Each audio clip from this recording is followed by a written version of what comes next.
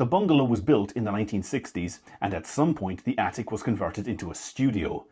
The site had potential, a sizable private garden at the end of a cul-de-sac, and it was sheltered by a nearby hill. It had 3 bedrooms and the client wanted 4, but that artist studio in the attic could have been converted without too much difficulty. The problem was the living space and kitchen. They were just too small, and the entrance was cramped. Anyone standing on the street had no clear idea how to find the front door. This is all fine and well if you want somewhere secluded, but my client wanted a house that made a statement and also worked as a family home. I believe that any well laid out home should have a clear split between public and private. A guest should not have to walk past bedrooms, bathrooms or stairs to get to the main living area. For this to work, the entrance should lead directly into the living space, and for that living space to function, it should have all the things necessary for family life: a kitchen, a dining space and a seating area. For an open plan space to feel right, it needs to be subtly divided. It should be possible for someone to be cooking while another is watching TV and someone else is reading a book. Everyone can be in the same room but not get in each other's way. The basic concept for the home was to renovate the existing house and fill that with bedrooms, then put the living spaces in the new extension.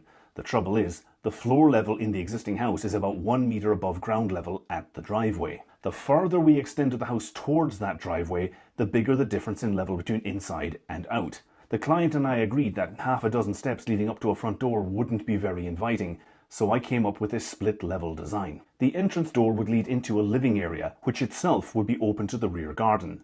From the living area, you could climb up a few steps to the kitchen and dining space, on the same level as the rest of the house. Because the living area was 1 meter below the main floor level, it would be possible to have a mezzanine above without that mezzanine being a whole story taller than the kitchen. This open plan space is split across 3 levels.